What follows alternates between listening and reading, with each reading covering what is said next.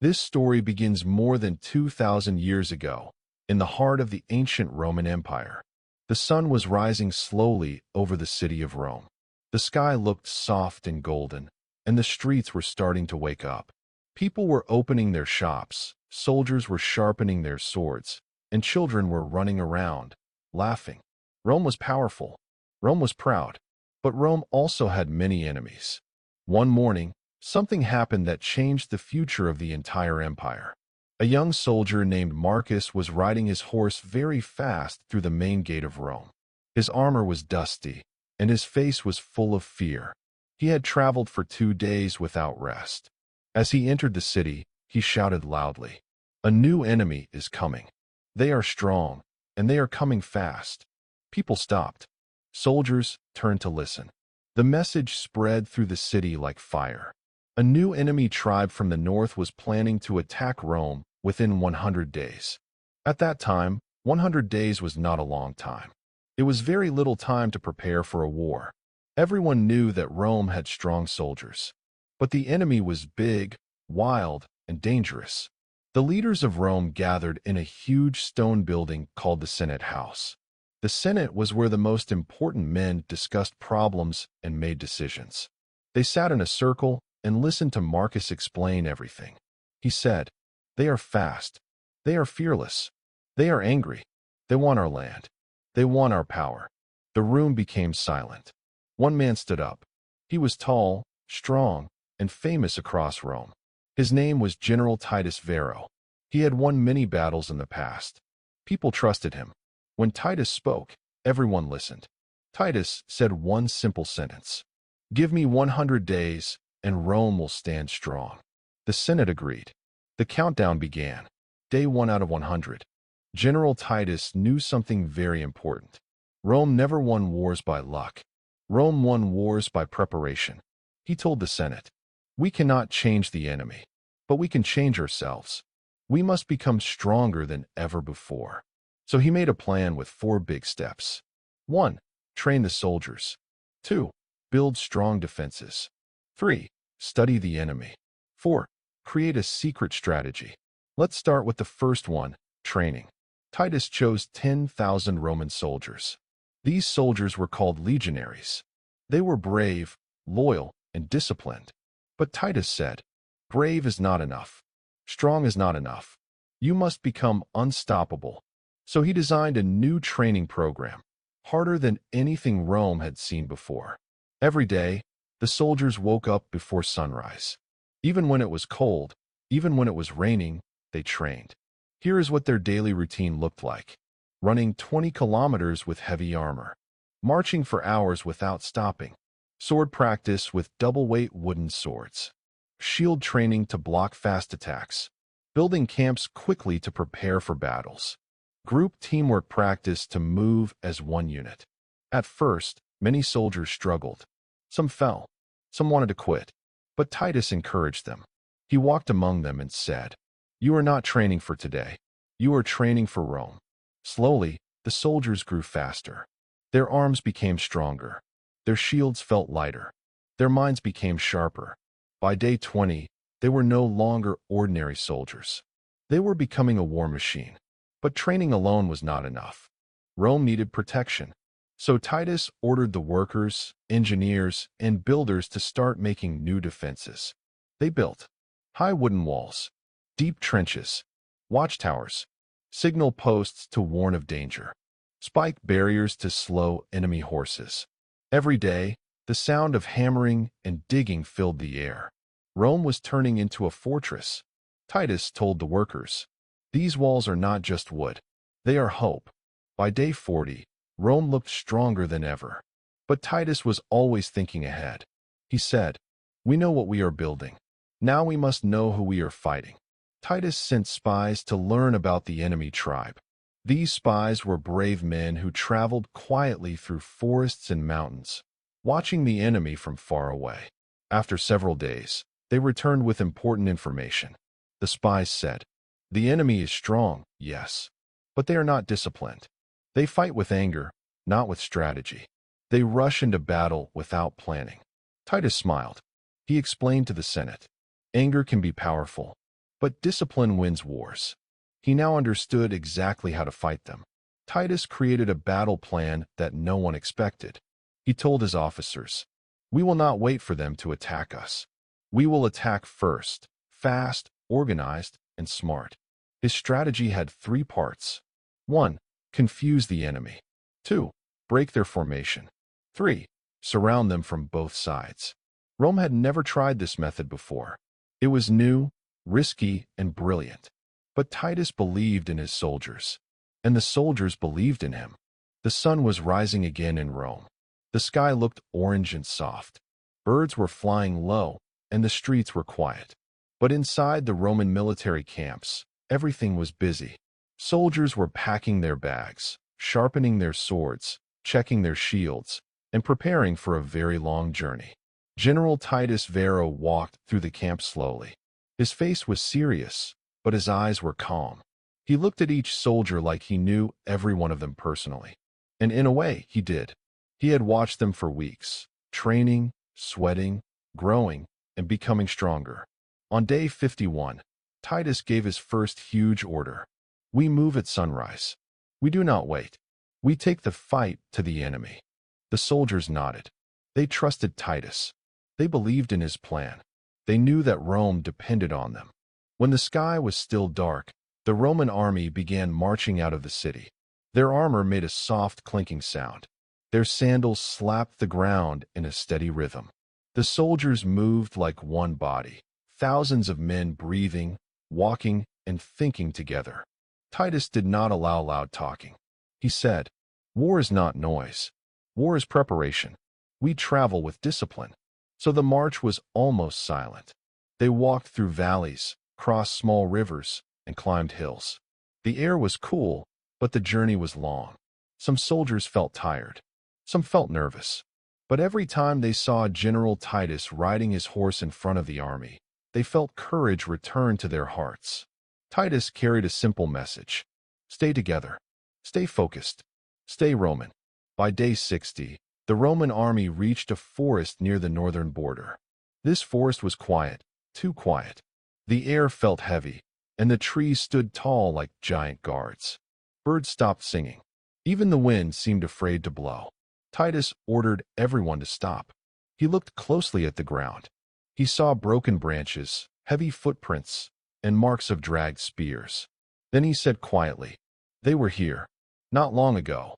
The soldiers felt their hearts jump. The enemy was close, maybe very close. Titus raised his hand and whispered, "Stay alert. Do not break formation." They moved deeper into the forest. Every sound felt louder than normal. A snapping twig, a rustling leaf, a distant thump. But they kept walking. Suddenly, the scouts, small groups of soldiers who moved ahead, came running back. "General, we found their camp." Titus looked at his officers. "Good.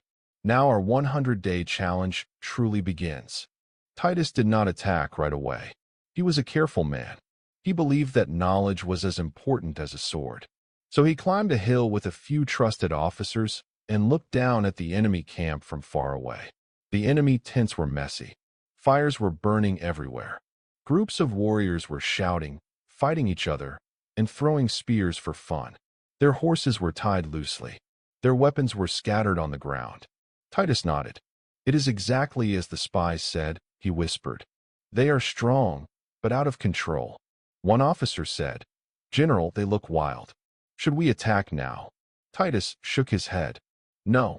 Strength alone does not win wars. Timing wins wars." He pointed to the enemy.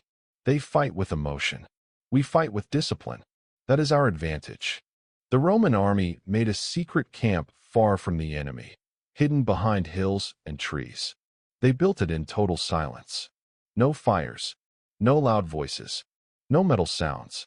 Titus wanted the element of surprise. He gathered his officers in a circle and drew shapes in the dirt with a stick. "This is their camp," he said, making a messy circle. "This is us," he said, drawing a neat square. Then he drew arrows. "We will attack before sunrise, when they are half asleep and off guard." The officers watched carefully. He continued, "We do three things. 1. Confuse them. 2. Break their lines. 3. Surround them. They nodded. The plan was risky, but brilliant. Night came. It was cold. The moon hid behind clouds. The Roman soldiers sat quietly in rows, listening to their officers give instructions. Every soldier knew his place. Every soldier knew his move. Every soldier knew the importance of the moment. Titus walked through them slowly. He said, "You have trained harder than any army before you. You know your strength. You know your purpose. Tomorrow, you will show Rome what discipline looks like." The soldiers felt a fire inside their hearts. At midnight, something happened that almost ruined the entire plan. One Roman scout came running into the camp. "General, the enemy is moving." Titus turned sharply. "Are they preparing to attack?" "No, General," the scout said, breathing heavily. "They are celebrating." Titus raised an eyebrow. "Celebrating?" "Yes," the scout said. "Their leader has returned. They are drinking, shouting, and dancing. Their fires are huge, and they are going wild." Titus smiled, a slow, strategic smile. "Then tomorrow," he said, "they will wake up tired, slow, and confused." One officer laughed softly. Another whispered, "The gods favor us." But Titus said, "The gods help those who prepare. We prepared, and tomorrow we take control." Right before dawn, when the air was cold and the world was quiet, Titus gave a short but powerful speech. He said, "Soldiers of Rome, today is not just a battle. Today is proof. Proof that training beats anger. Proof that discipline beats chaos. Proof that Rome will always stand strong." The soldiers lowered their helmets over their eyes. They raised their shields. They gripped their swords tightly. Titus lifted his hand. "Move quietly. Move together. And win." The sky was still dark. The stars were fading slowly, and the wind was cold. The Roman army stood quietly at the edge of the enemy's forest camp. Thousands of soldiers were lined up like shadows, their shields shining softly in the pale light. No one spoke. No one moved. No one even coughed. General Titus Varro rode to the front of the line. He lifted his hand and whispered, "Hold." Not yet. He was waiting for the perfect moment. The enemy camp was loud. Warriors were still shouting from the previous night's celebration. Some were laughing. Some were arguing. Some were lying on the ground, half asleep. Their fires were still burning. Titus knew this was the moment he had prepared for. Titus looked at the sky. A thin orange line appeared on the horizon. Dawn was coming. He turned to his officers. "It is time." He raised a red flag, small but bright. This was the silent signal. The Roman horn stayed quiet. There were no drums, no marching sound. The soldiers moved like water flowing down a hill. Smooth, calm, fast. They walked toward the enemy camp step by step. Still silent, still invisible, still deadly. Every heartbeat felt louder. In the enemy camp, a few warriors were waking up. They stretched their arms, rubbed their eyes, and looked around lazily. One man walked to a fire pit to add more wood. Then suddenly he froze. His eyes went wide. He saw something that made his blood turn cold. Roman shields. Hundreds of them. Right outside the camp. "Romans! Romans are here," he screamed. His voice cut through the morning air like a knife. But it was too late. Most of the enemy warriors were still lying down. Many didn't have their armor on. Some didn't even know where their spears were. Titus gave the next order. "Advance. Shields up. Move." The battle began. The Roman soldiers lifted their shields and formed a perfect wall. Shield next to shield. Shoulder touching shoulder. A long, unbroken line. This formation was called the Testudo, the tortoise. It protected them from arrows, stones, and sudden attacks. The enemy warriors charged wildly toward them, shouting loudly. But their attacks hit the Roman shield wall like sticks hitting a stone mountain. Titus shouted, "Hold steady. Push forward." The Roman soldiers pushed together as one strong block. The enemy tried to break the formation but failed again and again. General Titus saw fear in the enemy's eyes. They were confused. They were tired. They were angry but unorganized. He gave the next command. "Second line, attack." The second row of Roman soldiers stepped out, raised their short, swords called gladius, and struck with sharp, controlled movements. Not wild swings, not angry attacks, just clean, practiced strikes. The enemy warriors were shocked. They had never seen such discipline. One enemy shouted, "Why do they move like that? They fight like one creature." Another yelled, "No, they fight like machines." Their fear grew. Titus saw this and whispered, "Good. Fear breaks before the body breaks." Titus now used the second part of his plan, confuse the enemy. He ordered a small group of Roman soldiers to circle around the right side and start making loud noise. The enemy heard shouting from the right. Then Titus sent another group to the left, also shouting. The enemy heard noise from the left. Then Titus ordered a third group to attack the center. Now the enemy was lost. "Where are they coming from?" One warrior cried. "Left, right, center, everywhere." Another panicked. Their leader tried to shout, "Stay together, fight in a group." But they were already scattered. Chaos had taken over their minds. Now Titus activated the final phase of his strategy, surround them. He raised his sword high in the air. It reflected the first morning light. Legions, circle formation. Close the trap. The soldiers moved like gears in a machine. They curved their formation inward. Left side curved. Right side curved. Center pushed forward. Slowly, slowly. The enemy warriors were squeezed into a tight space. Some tried to run out, but the Romans closed the circle.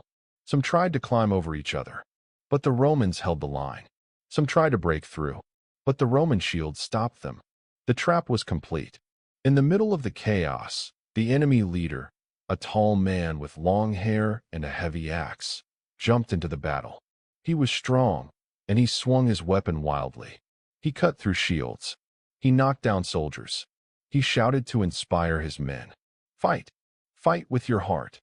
But Titus saw him, and he moved toward him calmly.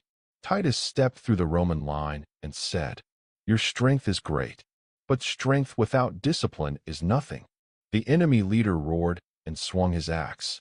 Titus blocked with his shield, stepped forward, and struck with his gladius, quick and controlled. The enemy leader fell to the ground.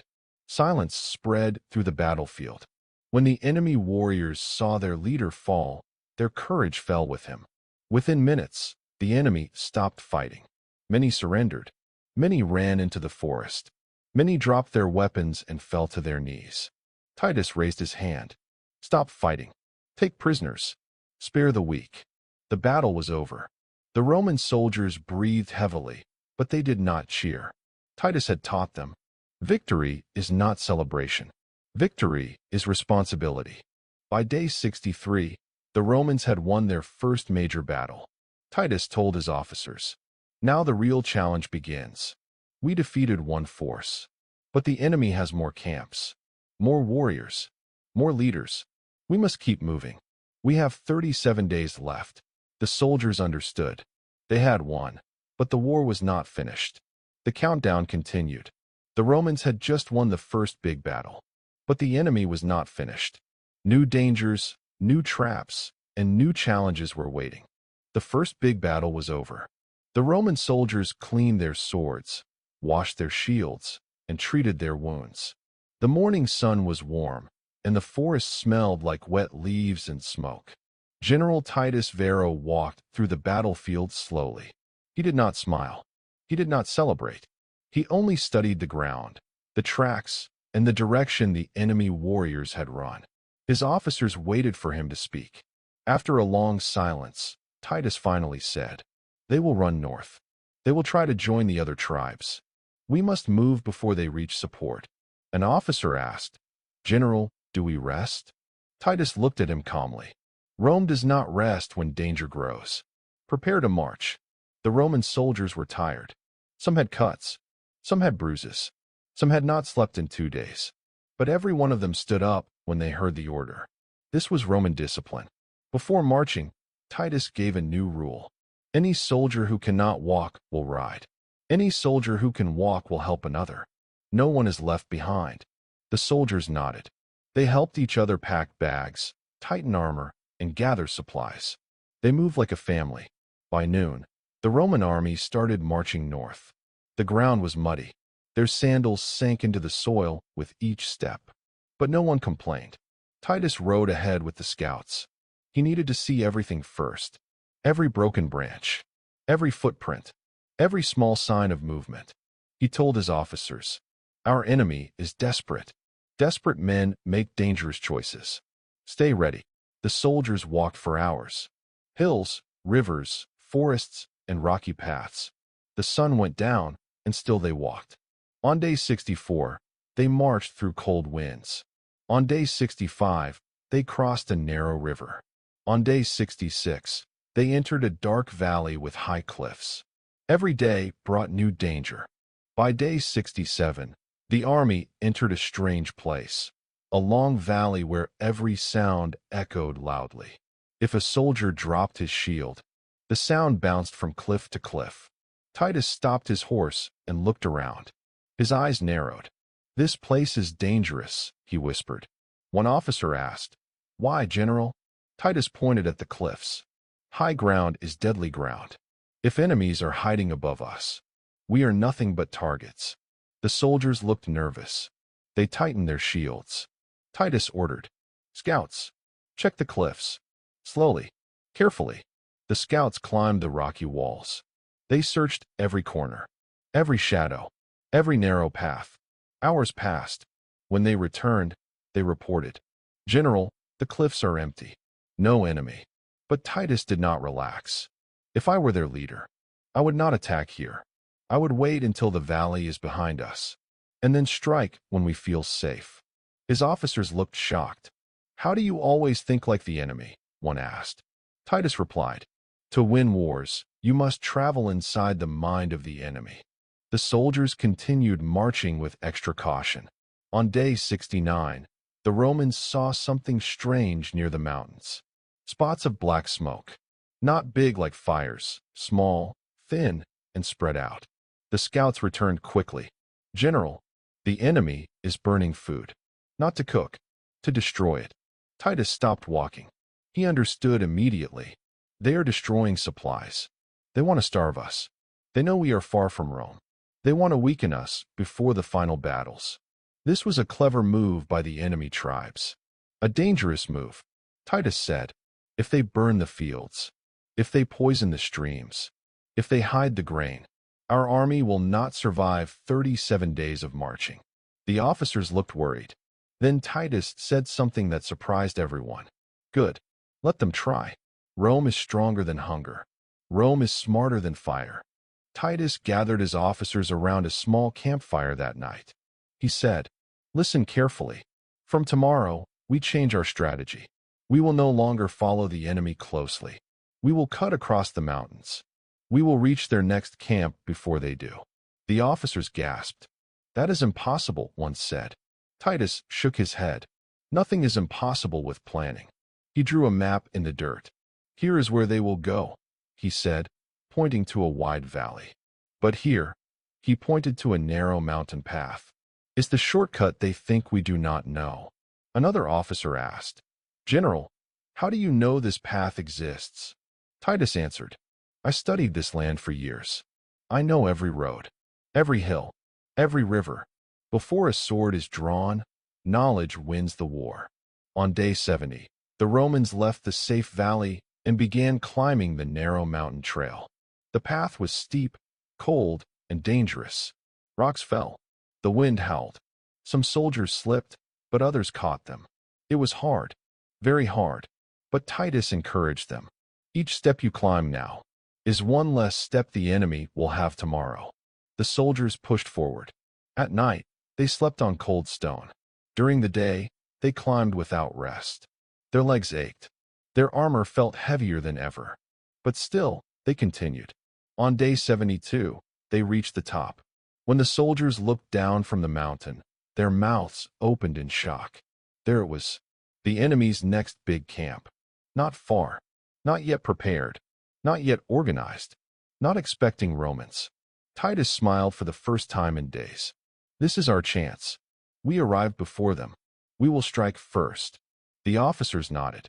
"General," one said, "this is brilliant." Titus replied, Brilliance is nothing without discipline. Tell the men to rest. Tomorrow, we begin our next attack. In the evening, the enemy finally appeared on the far side of the valley. They marched slowly, tired, hungry, and confused. They did not expect Romans to be waiting. One enemy warrior yelled, "How did they get here first?" Another cried, "They came through the mountains." Their leader shouted angrily, "These Romans are not human. They are shadows." Titus watched from the hilltop. "No," he whispered, "we are Romans, and we plan." The Romans had reached the enemy's next camp before them. They were tired, hungry, and climbing for days. But they were now in the perfect position for another huge victory. After capturing the hill fort and defeating the enemy tribes, the Roman generals sat together inside a large tent. The air was cold, and the smell of smoke from the campfires drifted inside.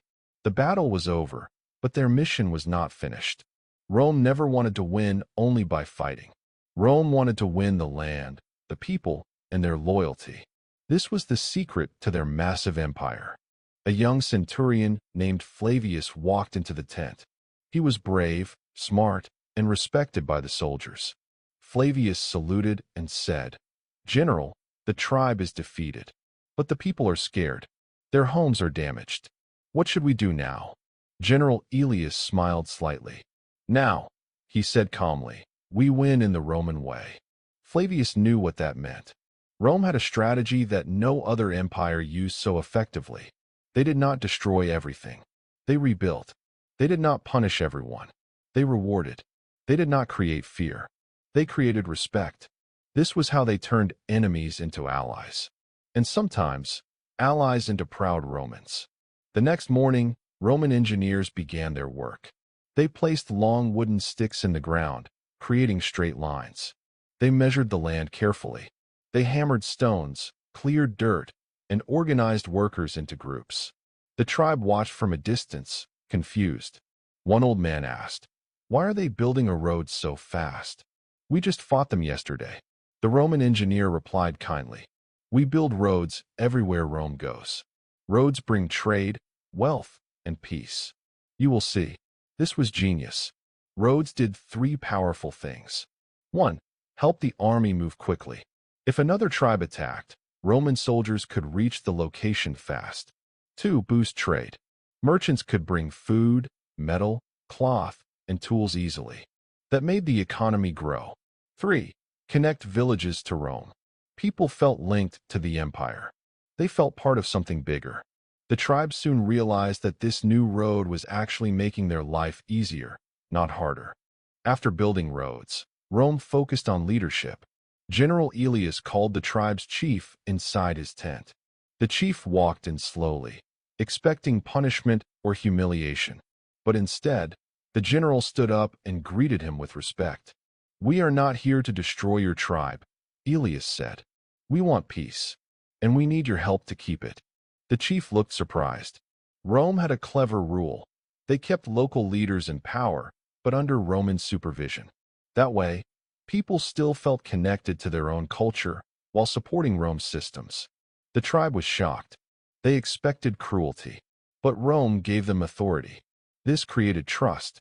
Aelius ordered his men to distribute bags of grain, olive oil, salt, fresh cloth, farming tools. Children ran happily as soldiers handed out food. Women smiled when they received cloth. Men were grateful for tools that helped their farms. Rome understood something important. If people are fed and safe, they do not rebel. Flavius whispered to the general, "This is smarter than winning battles." Aelius replied, "Empires are not built by fear. They are built by loyalty." Rome had one of the most advanced legal systems in the ancient world. Their laws were written, clear, and the same for everyone. The tribe learned about laws like no stealing, no harming innocent people, respect contracts and agreements, pay fair taxes. Compared to the tribal rules, Roman laws were often more organized and balanced. One young man from the tribe said, "These laws are fair. They protect both the strong and the weak." Rome knew exactly what it was doing. When people believed the law was fair, they accepted Roman rule willingly. One of the most effective Roman tools was architecture. They built things the tribe had never seen before. Public bathhouses, small theaters, markets, fountains, storage buildings. The tribe gathered around watching Roman builders work with stone and concrete. It was like magic to them. A boy asked a Roman worker, "What is this for?" The worker laughed and replied, "For everyone, for your people and ours." This is how Rome builds peace. People started to appreciate Roman presence. Life became more comfortable. Work became easier. Trade increased. New ideas came into the village. Slowly, enemies turned into partners. This was Rome's most powerful move. If a tribe stayed loyal, paid taxes, and kept peace, Rome offered them something priceless. Roman citizenship. Citizenship meant legal protection, the right to trade, the right to travel across the empire, the chance to join the Roman army, better economic opportunities. It was like giving someone VIP status in the ancient world. When the tribe heard this, they were shocked. The chief asked, "You mean our children can grow up as Romans?" "Yes," Elias answered, "if you choose peace." For many tribes, this offer was irresistible. It meant safety, wealth, and stability.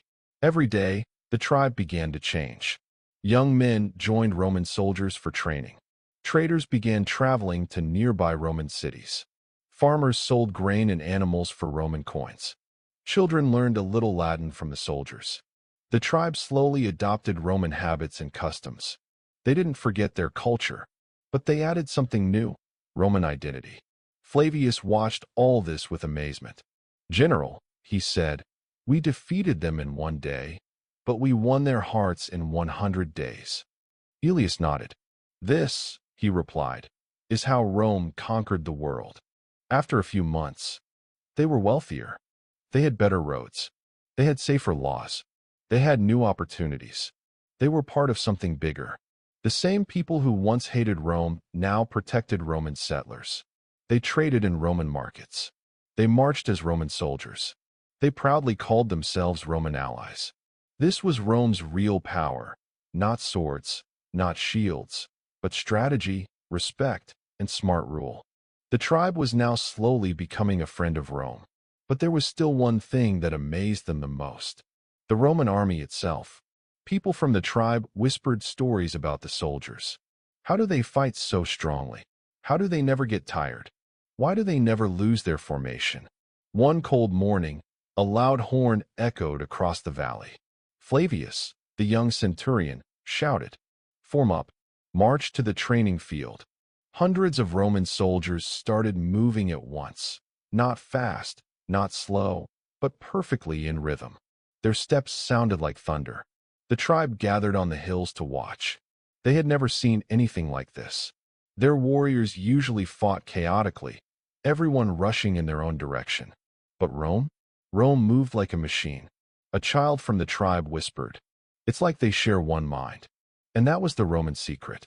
General Elias stood proudly as the soldiers lined up.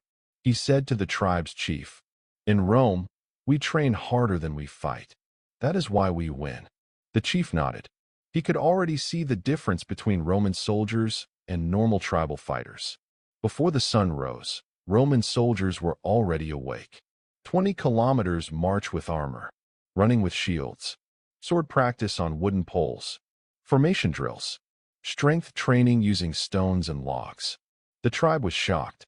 Their warriors trained only before battles. The Romans trained every single day, even in peace. Flavius handed a young tribesman a wooden sword. The boy laughed. "This is just wood. How heavy can it?" He stopped, shocked, almost dropping it. It was extremely heavy. Flavius smiled. "Roman training swords are twice as heavy as real swords. When we use real swords in battle, they feel light." This simple trick made Roman soldiers faster and more dangerous. The tribe always used shields just for blocking. But Romans? They used shields as weapons. Flavius demonstrated. He slammed the shield forward, then thrust his sword from behind the shield, then pushed again with the shield. This shield-sword combination was deadly. The shield protected the body. The sword moved in small, fast motions. Rome did not fight wildly. Rome fought smart. General Aelius ordered. Testudo Formation. The soldiers lifted their shields. Front row shields facing forward. Top row shields covering the head. Side shields protecting the edges. They looked like a moving turtle made of iron. The tribe watched in complete silence. Arrows were shot at the formation. They bounced off harmlessly. Flavius shouted, "Advance!" The formation moved forward slowly but powerfully. One tribesman whispered, "Even a rain of arrows cannot break them." Rome understood something simple. One soldier is weak. 100 soldiers working together are unstoppable. Roman soldiers were strong, but they were also extremely disciplined. If someone broke rules, they could lose half their pay. They could be made to stand all night. They could do double guard duty.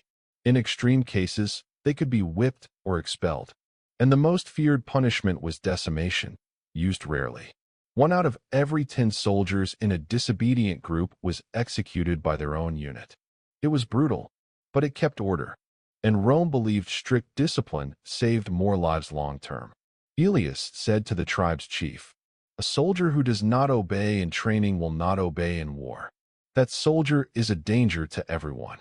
After training, the soldiers did not rest.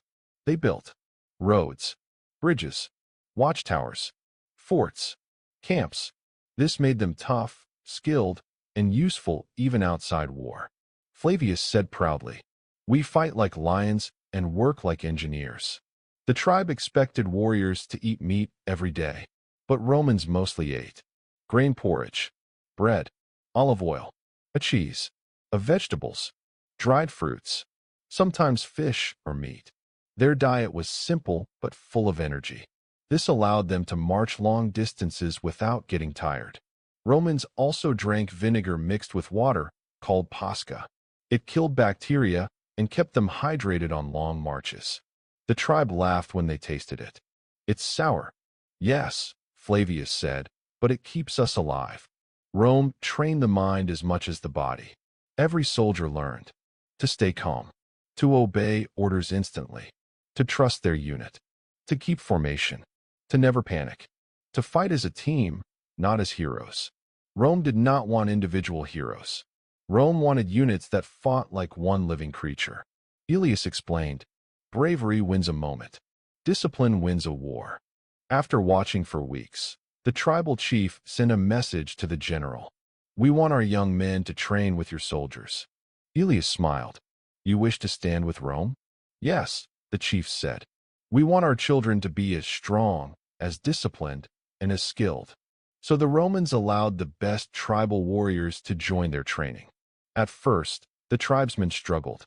The marches were too long, the shields too heavy, the drills too strict, the discipline too hard, the punishments too scary. But slowly, they improved. They became faster, stronger, and more coordinated. They learned to fight in formations. They learned to obey commands immediately. They learned Roman strategies. Some of them even began dreaming of joining the Roman army one day. One day, Flavius showed them something special. The Roman eagle standard, the golden eagle carried into every battle. He said, "This is not just a symbol. It is our soul. We protect it with our lives." The tribesmen felt the weight of his words. The eagle represented honor, unity, courage, Rome itself. If an eagle was lost, the entire legion felt ashamed. This deep emotional connection made the Roman army unbreakable. The tribe finally understood the truth. Rome did not win because of luck.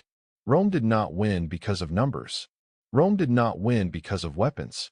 Rome won because they trained harder. They moved smarter. They stayed united. They obeyed commands instantly. They kept discipline. They trusted their generals. They were consistent. And this is how Rome became unstoppable. Flavius told the tribe, "Strength comes from the body. Victory comes from the mind." The tribe listened carefully. By the end of 100 days, the tribe respected Roman discipline. Their young men trained like Roman soldiers. Their warriors learned formations. Their village became organized. Their people adopted Roman work habits. They understood why Rome always won. Rome did not just conquer land. Rome conquered through structure, discipline, training, unity, and intelligence. And that is why no enemy could stand in their way. The Romans had trained. They had won battles. They had earned the respect of the tribes. But the war was not finished. Only a few days remained in the 100-day campaign, and General Titus Varro knew the enemy would try one final, desperate attack. By day 90, news reached Titus that the enemy tribes were not defeated completely. Some warriors had escaped after the first battles. They were running through forests and mountains, gathering allies from other small tribes. They were angry. They were tired. They were desperate. The enemy leader, a fierce man named Marcellus, sent messages by runners. Rome may have won today, but tomorrow we strike back. Gather warriors. Bring swords. Bring axes. Bring every able man. Rome will fall. Titus heard this news calmly. He did not panic. Instead, he called his officers. In the tent, he spread a large map on the table. He pointed to every village, every hill, every river. "We know they will try to attack from the east," he said. "We know they will gather allies from the north. But we are ready. We will not chase them blindly. Instead, we will choose the battlefield." The officers nodded. They trusted Titus completely. "We divide the army into 3 parts," Titus continued. 1. Front line, ready to engage immediately. 2. Hidden units. Wait for the enemy to advance. 3. Reserves. Support both sides and encircle the enemy at the right moment. "Rome does not win battles by rushing," Titus said. "Rome wins battles by thinking, planning, and timing perfectly." The Roman soldiers moved silently through the forests and hills. They cleared small paths for easier movement and placed traps in hidden locations. Traps were simple but deadly. Covered pits filled with sharp stakes. Nets that could tie up an enemy horse. Hidden spikes on narrow trails. By evening, the battlefield was ready. Titus stood on a hill and surveyed everything. "This is not just a battlefield," he said. "This is our plan come alive." From the top of a distant hill, scouts spotted the enemy army. They were many hundreds, moving like a river through the forest. Marcellus shouted, "Attack! Rome will fear us now." But the Romans were ready. The front line stood perfectly in formation. The hidden units were unseen in the trees. The reserves waited quietly behind hills and rocks. The enemy ran into the traps immediately. Horses fell into pits. Warriors were tangled in nets. Confusion spread quickly. Marcellus shouted orders, but his army was already panicking. Titus raised his hand. The Roman front line formed the Testudo, the Tortoise Formation. Shields in front, shields above, soldiers side by side. The enemy warriors charged blindly, hitting the shields again and again. Arrows bounced harmlessly off. Spears bounced like rubber balls. The enemy fell back in fear. The Romans advanced slowly, step by step, shield by shield, sword by sword. Flavius turned to a young soldier next to him. "Never rush. Never panic. Every step is calculated." The young soldier nodded, feeling the weight of Roman power. Titus gave a subtle signal with his sword. Hidden Roman soldiers suddenly appeared from the forests. They surrounded the enemy from both sides. The enemy realized too late. The Romans were everywhere at once. Marcellus tried to rally his men. "Stand your ground. Fight together." But it was useless. Panic had already taken control. Soldiers ran into each other, fell into traps, and were cut off by Roman reserves. By day 93, the enemy's morale was broken completely. Some warriors surrendered. Some ran back into the forests. Some hid in small caves. But Titus knew not to celebrate yet. He needed a final strike to end the war in these 100 days. He called his officers. "Prepare the cavalry for a rapid attack. We must chase the fleeing enemies and prevent them from joining other tribes." Roman cavalry was fast, trained, and disciplined. Soldiers rode light horses with small shields and spears. They moved in perfect coordination. The fleeing enemies did not know the cavalry was coming. The Romans struck from behind with precision. Enemy horses were tripped. Warrior groups were surrounded. Some leaders were captured. The chase lasted all day. By evening, the remaining enemy warriors were scattered and terrified. Titus looked at the battlefield. He saw smoke, arrows, shields, and broken weapons everywhere. But most importantly, he saw victory achieved through planning, not just force. After the final battles, the Romans did not leave. They stayed in the area for 3 more days to 1. Build small forts. 2. Train local men in Roman tactics. 3. Repair roads and bridges. 4. Distribute food and supplies. By doing this, they prevented the tribes from reorganizing. The region was secure. The enemy leader Marcellus had fled far away, knowing he could not fight Rome alone. Flavius watched as villagers started helping Roman engineers. Children carried small stones for walls. Farmers repaired fields. Rome had conquered not only land, but hearts and loyalty. On the morning of day 100, Titus gathered all soldiers and officers in a large open field. He raised his sword high. The sun reflected off it, making it shine like fire. "Men of Rome," he said, "we have fought. We have marched. We have trained. We have planned. And today, we celebrate the victory of discipline, courage, and intelligence." The soldiers cheered silently at first, then loudly. Their voices echoed through the hills. Flavius whispered to a young soldier, "This is not just a victory over enemies. This is a victory of Rome itself." Titus reminded the officers, "Remember this, swords win battles, but strategy wins wars. Discipline wins empires. Respect wins hearts. Rome did not conquer enemies because they were stronger. Rome conquered because they were smarter. They trained harder. They moved faster. They planned carefully. They treated allies well. And they never gave up." The tribe chiefs who had surrendered now nodded in agreement. They had learned the Roman way, not just fighting, but ruling, organizing, and leading. By day 100, former enemies were helping Roman engineers. Young warriors were practicing Roman drills. Villagers were trading through Roman markets. Leaders were learning Roman laws and systems. Rome's influence spread quietly, but strongly. Flavius thought to himself, Rome is not just about victory in battle. Rome is about shaping the world one village, one tribe, one soldier at a time. And that was the secret of Rome's unstoppable power. The campaign of 100 days was over. The lands were secure. The tribes were loyal. The Roman soldiers were stronger, smarter, and ready for the next challenge. But the story of Rome never truly ends. Every battle, every march, and every decision was part of the Roman legend, a lesson in strategy, discipline, and the power of intelligence over chaos. The 100-day campaign was finally over. The Roman soldiers had marched, fought, trained, and conquered.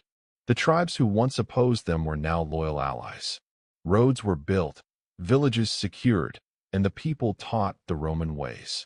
When most people think of Rome, they imagine strong soldiers, big armies, massive weapons. But the real secret of Rome was intelligence, discipline, and respect for people. Titus Varro walked through the camps one last time. Soldiers were cleaning swords, repairing armor, and sharing food with villagers. He smiled. "This is Rome's true victory," he said. "Not in battle alone, but in hearts, minds, and loyalty." Flavius, standing beside him, nodded. He had learned much during these 100 days. "General," he said, "we fought enemies, but we also taught them. We trained them. We became their protectors." Titus smiled. "Exactly. A conquered enemy can rise again, but a loyal ally will fight with you forever." The first and most important lesson of Rome was discipline. Soldiers trained every day. They followed orders precisely. They obeyed even when tired or hungry. The tribes saw this and understood why Romans were unstoppable. Flavius explained to a young tribal warrior, "Your skill matters. Your courage matters. But discipline matters most. Alone, a soldier is weak. Together, disciplined soldiers are invincible." This was the core principle of every Roman legion. The enemy had more warriors than Rome in some battles. But the Romans never rushed blindly. They studied maps, planned routes, used terrain, and waited for the right moment to strike. Even small mistakes by the enemy became deadly for them. Titus said to his officers, "A strong army without a plan will lose. A smart army with planning will always win." That is the Roman way. Rome did not destroy villages. They rebuilt homes, helped farmers, built roads, and trained locals. By helping people instead of only punishing them, they created loyal allies. A former enemy chief said, "I feared Rome, but now I respect them. They fight like lions, but they care like fathers." Rome understood something important. Conquerors who respect their people rule longer. Every Roman general and soldier knew their land. They studied the hills, rivers, forests, and roads. They predicted enemy movements. Titus said, "Knowledge is the real weapon. A sword can cut flesh, but knowledge cuts confusion, fear, and mistakes." Rome spent time learning about enemies before attacking. This made every battle more efficient and less risky. The tribe watched Romans march 20th km, practice with swords, lift heavy shields, and do formations daily, even when no enemy was near. They realized the secret. Rome prepared even when there was no war. Flavius told them, "A moment of preparation today saves years of regret tomorrow." Training in peace creates victory in war. This lesson was not just for soldiers, it was for everyone.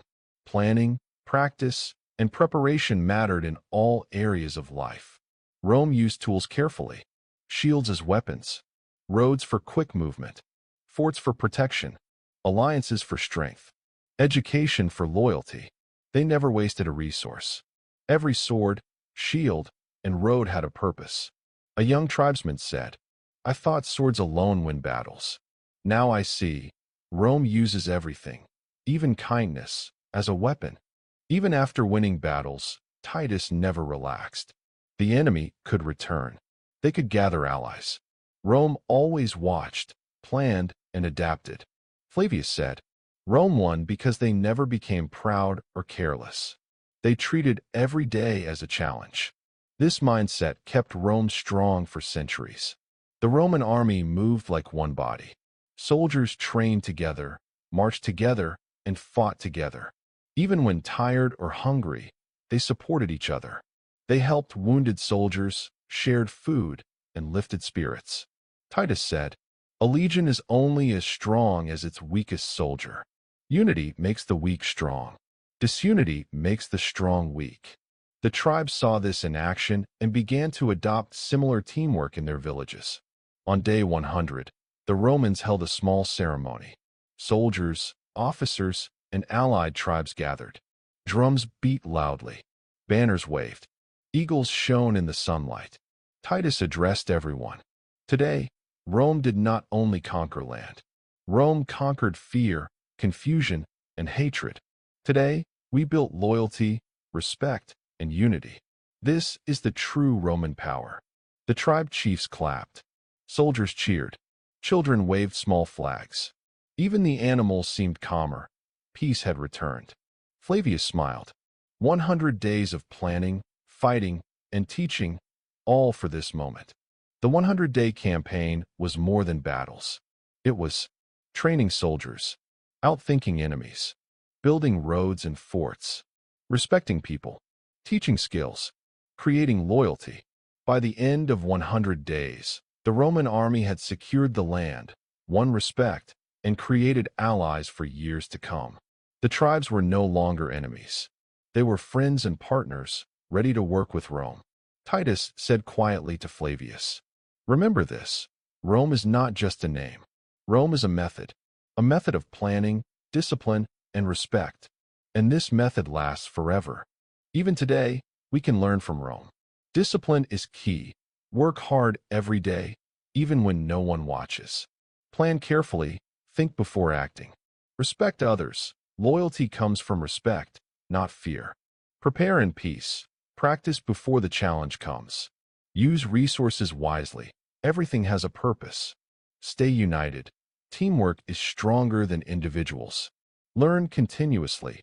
Knowledge is more powerful than force." The story of Rome's 100-day conquest is more than history. It is a lesson in strategy, intelligence, and leadership that can inspire anyone, soldier, leader, or student. The Roman soldiers marched away, leaving a secure and peaceful land. Villages thrived. Roads connected cities. Tribes learned new skills. Children ran through the streets safely. Rome had conquered not just through swords, but through brains, hearts, and discipline. Flavius wrote in his journal, "Victory is not measured by the number of enemies killed. Victory is measured by the loyalty, respect, and peace you leave behind." Rome understood this better than anyone else. And so, the 100-day campaign ended, teaching a timeless lesson. True power is a combination of courage, wisdom, and humanity.